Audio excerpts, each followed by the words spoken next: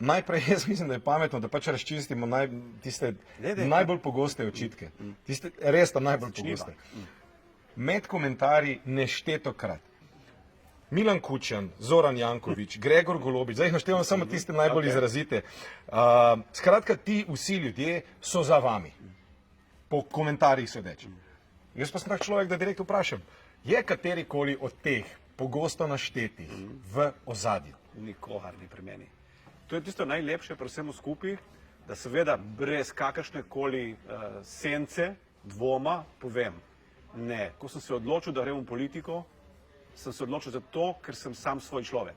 In zdaj sem sam svoj človek. Mogoče 20 let nazaj ne bi bil, ampak zdaj sem že toliko star, da niti ne rabim nobenega strica, pa v resnici tudi prenesel ga ne bi. To moram priznati, to sem slišal. Ena tesna sodelavka je rekla, Robert funkcionira tak.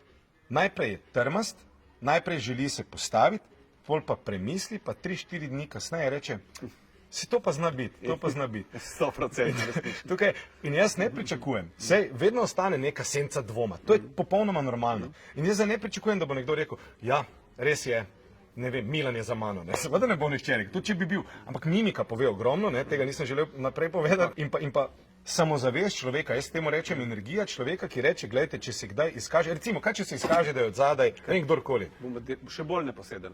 Če se izkaže, da je katerokoli omrežje, poudarjam, katerokoli omrežje, zadaj in da si jaz delujem v njihovem interesu, prosim lepo, naslednji dan me ni več. No, to je ena zaveza, ne? In o tem govorim. Če je nekdo samozavesten in ve, da je to, kar govori, res, bo takoj rekel, gledajte, to je neumnost, gremo naprej in to, če se zgodi, je posledica, bom naredil to in to. Povezavi s tem so takoj rekli, ja, pa plača ima takšna.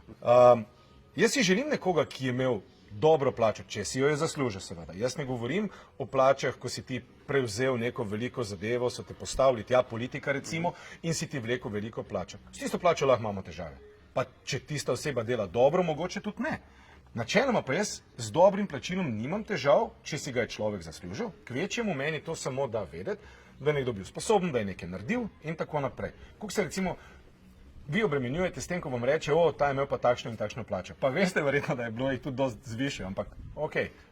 GEN-I je nastal na podlagi podjetja, ki sem ga sam ustanovil v letu 2002.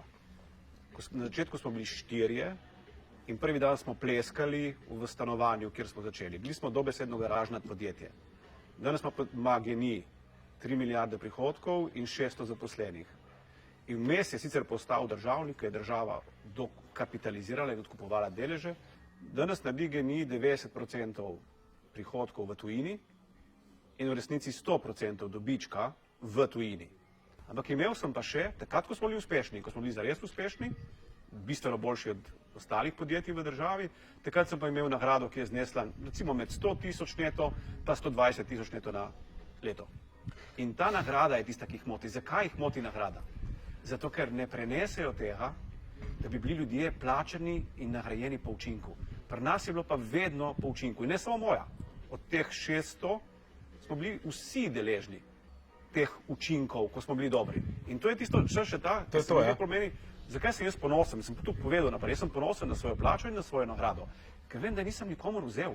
Mi smo te prihodke realizirali v tujini, najprej smo razdelili, rečem temu, naš PNL, naš dobiček, z odjemalci, teda smo dali najcenejše, plin in elektriko.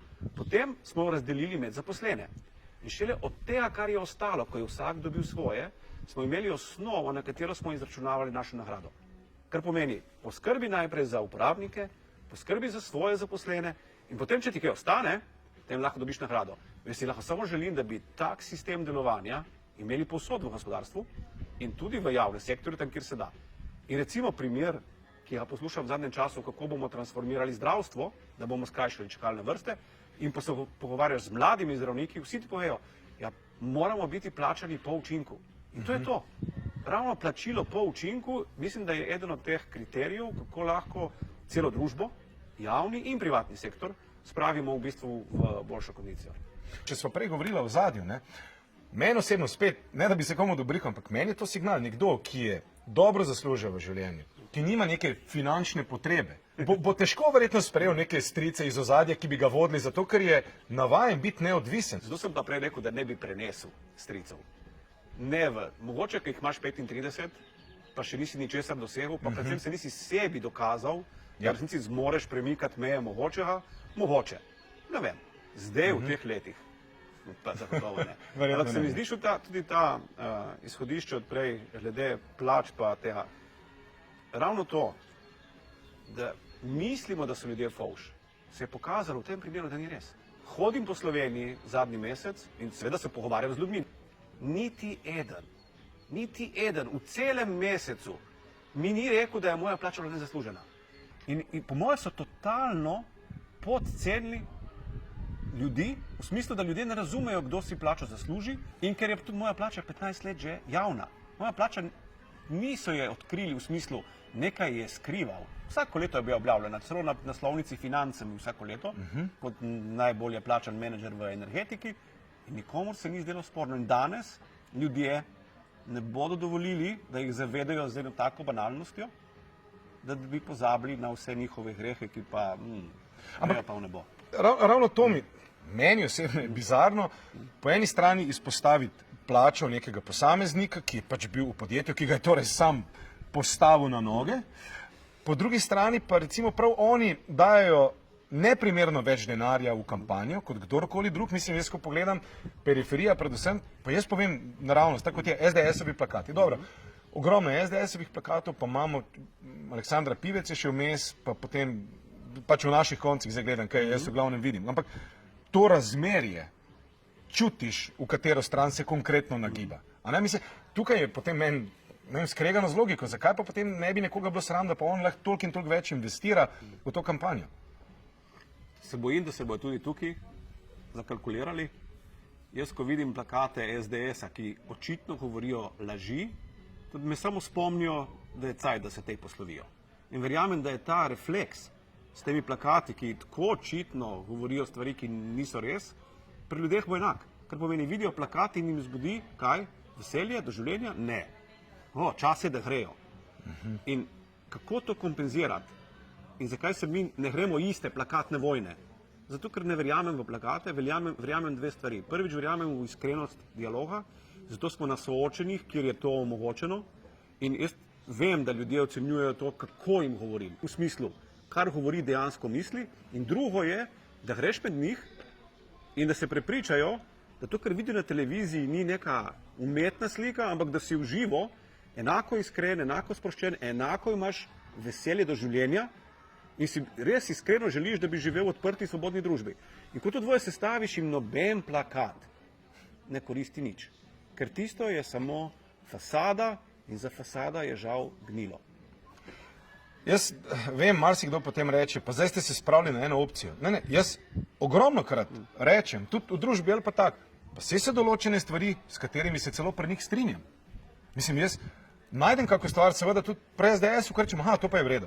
Jaz nimam zadržkov, ampak ko pa vidim nekoga, pa to je spet moje osebno mnenje, ko pa vidim nekoga, ki si vzame neke dosežke, ki niso njegovi, pa reče, za vas gradimo to in to, v resnici pa nimajo, to je bila zdaj kar ena afera. Meni to ogromno pove, jaz si ne morem pomagati. Mislim, ta pogovor naj ni neko klasično soočenje, jaz ne rabim biti zdaj, samo čakam, da vi odreagirate, ampak jaz lahko povem svoje mnenje in pač to je moje opažanje. V tem primeru, ko pa govoriva o svobodi, pa seveda ne moreva, po mojem, mimo obveznega cepljenja. Na začetku, ko so nekateri to govorili, pa jaz tega na glas niti nisem omenil. So rekli, kakšna teorija zarote, kje. Spomnimo se nazaj, še naslovi so na to. Danes se o tem popolnoma normalno pogovarjamo, danes to več ni teorija zarote. In dobro, vi ste rekel, da ste proti.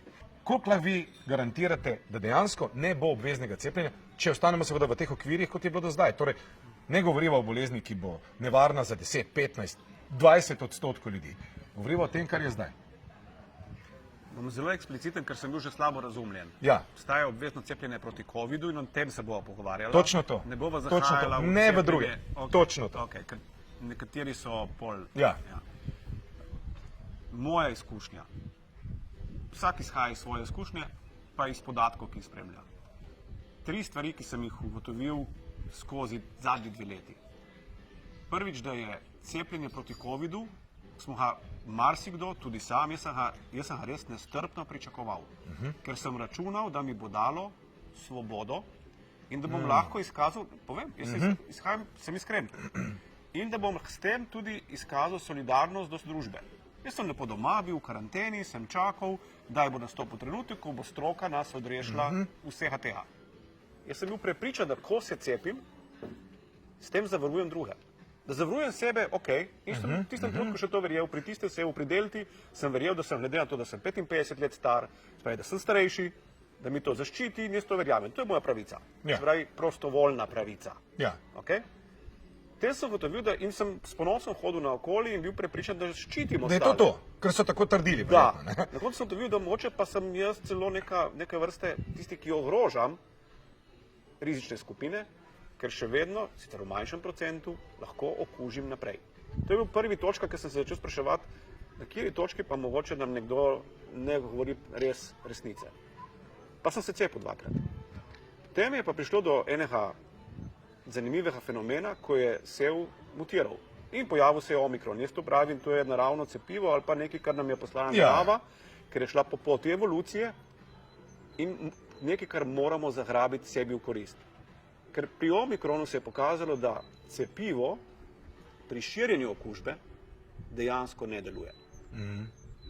In da bo šla okužba svojo pot, ne glede na to, ali imamo 3 odmerke, 4 odmerke ali pa 2 in je dejansko tudi šla. In ravno primer Danske, ker imajo visoko precepljenost in podatki iz Danske kažejo to, da v resnici omikrona nismo uspeli zaustaviti z cepljenjem.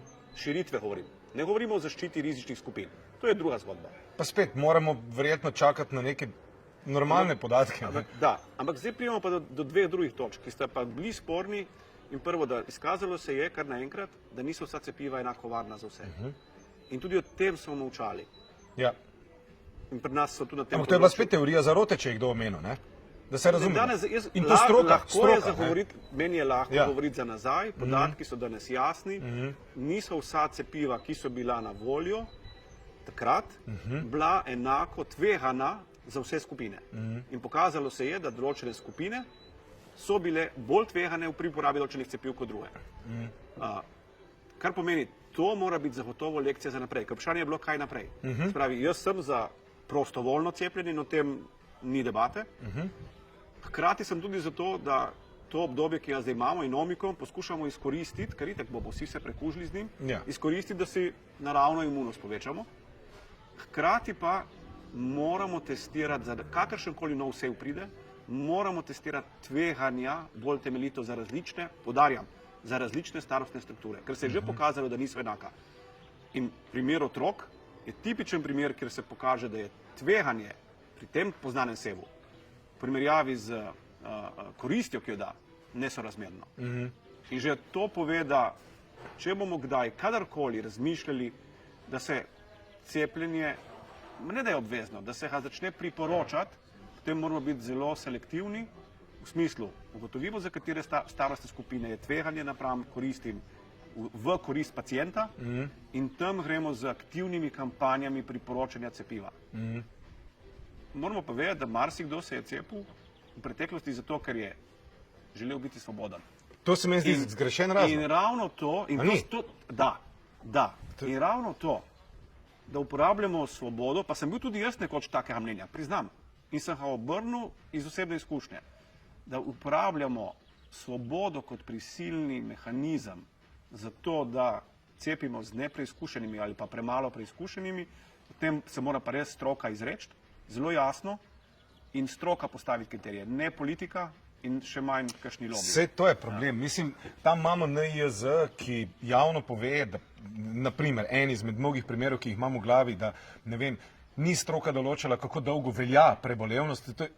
Meni osebno je to nedojemljivo. Mi, politiki, dovolimo, da določa, kako dolgo velja prebolevnost. Torej, jaz sem danes enako proti teles kot jutri, ampak ker je politika rekla, jutri pa je tvoj čas potekel, pa več nisem svoboden, zaradi tega, ker so oni rekli ne več. Torej, telesno, fizično je vse enako, ampak politika je rekla ne. In NIJZ to na glas pove. To je pa problem neodvisnosti inštitucij, kot je NIJZ. Prva stvar, ki je žal sedanja vlada naredila, je, da je obglavila stroko.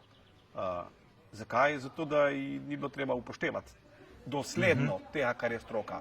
Spravi, v bistvu je prikrajala vedno. Stroka je podala izhodišče, potem je politika to prikrojila in naredila malo po svoje, ker jim je to ustrezalo. Tako da, če kaj zagovarjam, je, da NIJZ ponovno prevzame stroka in da je pri tem neodvisna in da mora biti politika tista, ki priporočila samo izvede na način, ki bo za družbo najmanj destruktiven, se pravi najmanj razbijajoč. Ker ko jo dobimo priporočila, je še vedno na politiki, šolski politiki, gospodarski politiki, da se odloči, kako jih bo izpeljala in posredovala naprej, v kakšni obliki, da bojo učinki na družbo res čim manjši. Ne? Da. Ravno iz tega spet pridemo do nečesa, kar velja za medijih, teorija zarote, o tem se pa ogromno govori. Jaz pa si želim vedeti, a je to teorija zarote, nimam problema s tem, če bi nekdo rekel je ali ni. Podpis nekega dokumenta z Svetovno zdravstveno organizacijo, ki bi nadvladal našo ustavo, naše zakone. A je to možno, izvedljivo, je to dejansko na mizi ali ne? Ne vem, zakaj nihče tega ne vpraša, jaz nimam zadržkov. Dajmo o tem govoriti, zakaj pa ne? Mislim, če se ljudje to sprašujejo, najlažje je reči ne. To sem opazil, da se sprašujejo, ker so tudi mene spraševali, jaz priznam, da prvič slišim za to. Če bomo kaj takega dobili na mizo, bom zagotovo, to ne bo skrivni dokument, ker ne more biti. To je eno, zakaj bi biti skrivni dokument, se tiče nas vseh. Ampak hkrati pridemo do točke, dokler pravilno je opozarjanje, bi pa se ustavil na točki opozarjanja in rekel, smo opozorili, bomo pozorni, ko dobimo na mizo, bomo povedali. Bomo imeli o tem javno predstavitev. In zdaj vam prijem naproti. Jaz sem včeraj prvič na soočenju na kanalu A predlagal oziroma se vprašal, zakaj za božjo voljo nihče ne govori o digitalnih volitvah. Ker je to način, kako enostavno povprašati po mnenju. In ravno digitalni, če hočemo referendum, je lahko način, kako pomembna vprašanja hitro in ažurno preveriti, prvič informirati ljudi in potem jih pri njih preveriti. In dobiš neposredno odziv, ne? Glejte, to je je to danes znanstvena fantastika pri Sigencah in vseh ostalih digitalnih potrdilih? Mislim, ni, je pa, ne da je fantastika, obstaja pa popoln odpor strankokracije pred tem. To me zanima. Zakaj recimo, ne vem, neka vladajoča stranka ne reče, gledajte, v našem mandatu bomo pa mi tole vzpostavili. V našem mandatu bo to. To sem včeraj napovedal. Mi bomo to dejansko v naslednjih 4 letih se bomo prizadevali. Prvič, so naslednje volitve digitalne, hkrati pa že prej referendumsko zakonodajo prilagodili temu, da se lahko referendum najprej izvaja digitalno. Ker tam bomo največ privarčevali tako na stroških in dobili hitre odzive. In to je po moje najboljši način za to, da se pomembne odločitve skupaj z ljudstvom, z ljudmi, spravijo v pravo pot. Čist na koncu, mene sem zanima jasno in glasno, kakšno življenje nas čaka na jesen, če vam uspe dobiti mandat, sestaviti vlado in tako naprej. Kaj si lahko mi obetamo? Jaz verjamem, da bo življenje imelo 3 ali 4 različne aspekte. Želim si, da bi bilo bistveno bolj sproščeno, kot je bilo zadnji 2 leti, in da se bomo lahko spoštljivo pogovarjali, ne glede na to, da se ne rabimo vsem strinjati, se sploh ni poanta o tem, se bomo lahko vsi normalni ljudje normalno, odprto pogovarjali. Da bomo imeli tako odprto, ko je lep odprt pogled, tako svobodo, ko je zdaj čutim v laseh, ampak in se bomo celo hecali iz tega. Pravi, lahko se bomo hecali o resnih stvareh, dokler bomo vedeli, da to je nekaj, kar ljudje počnemo. Po drugi strani se moramo pripraviti, da se COVID, pa čeprav sicer, potrkam, ne, ampak da se lahko vrne v neki hujši obliki, hujši obliki seva. Mislim, vrno se bo, vprašanje pa je v kakšni obliki. Hujši obliki seva in zato moramo pripraviti zdravstveni sistem. Zato, da se kaj? Da se izognemo maskam v šolah, da se izognemo lockdownu in vsemu temu, kar je v resnici ohromilo celo družbo. In kar je škodovalo celi družbi, na dolgi rok pa sploh še ne zavedamo. Koliko smrti bomo imeli, ker je zdravstveni sistem v sklectvu in ni bilo diagnoz, ni bilo nič. Ni oskrboval ljudi, ki niso bili sicer okuženi, so pa zaradi tega mogoče lahko prej umrli ali pa bojo, ali pa bodo imeli trajne posledice. To moramo preprečiti. Koliko mladostnikov in otrok ima resne duševne težave in se o tem bojijo govoriti danes in sistem jih v ničemer ne podpira. Sploh nimamo funkcije, s katero bi lahko našim otrokom pomagali, da se iz tega izvijajo. In vse to moramo zdaj predpripraviti pred jesenjo, zato da če prije do ponovitve, pa še enkrat, upam, da do tega ne pride, da bomo znotraj zdravstvenega sistema in znotraj sistema oskrbe starejših prestregli grožnje, da bo družba lahko funkcionirala naprej. Po domače, a se motim, torej tisti, ki niso dejansko resno ogroženi, ker mi moramo zaščititi najbolj tisti, ki so ugotoviti, absolutno, katera je generacija, kateri so ljudje. V podatku je zdaj že kar nekaj, ki jih tak sev najbolj ogroža in selektivno ščititi njih, ne pa ustavljati družbe, ker očitno to ne deluje. Jaz lahko povem, kakšna je razlika, jaz lahko direkt povem, ravno to, kar ste omenili, duševno stanje mladostnikov, otrok in tako naprej, kakšno je stanje recimo na Švedskem. Bom povedal, jaz verjamem, da ljudje tukaj ne marajo tega slišati, ker se počutijo kot, ti si pa zdaj proti nam. Ne. Ravno obratno je, jaz si želim, da bi bili otroci tukaj enako svobodni in da bi imeli enako otroštvo, kot ga imajo otroci tam. Naši otroci niso manj vredni, niti približno. In to je vse, kar si jaz želim. Absurdno je bilo to, da je bilo prepovedano iti v naravo. Absurdno je bilo, da si ne bi šel na tek z masko. Vse to se je pokazalo kot absurd, ampak pokazalo se je, da je pretirana. Krajši lockdown na začetku je bil smiseln, ker nismo vedeli, ok, vredno. Takrat smo vsi bili. Ampak zdaj vemo, in zdaj se ne bomo več kvarjali za nazaj, zdaj vemo, da moramo ukrepiti bolnišnični sistem, da ne bomo zapirali bolnic, kot smo jih zapirali še pred kratkim, in moramo poskrbeti za to, da so najranljivejši posebej zaščiteni. Te dve kategoriji sta ključni. Če bomo to uspeli, potem verjamem, da lahko tudi, pa še enkrat upam, da ga ne bo, tudi vrnitev hujših različic obvladamo z minimalnimi škodljivimi učinki na celo družbo. Se pa zavedam skozi izkušnjo, koliko napačnih sporočil, tudi lažnivih, je bilo podanih v zadnjem času in jaz upam, da jih od 24. aprila naprej ne bomo več dajali lažnih sporočil. Hvala.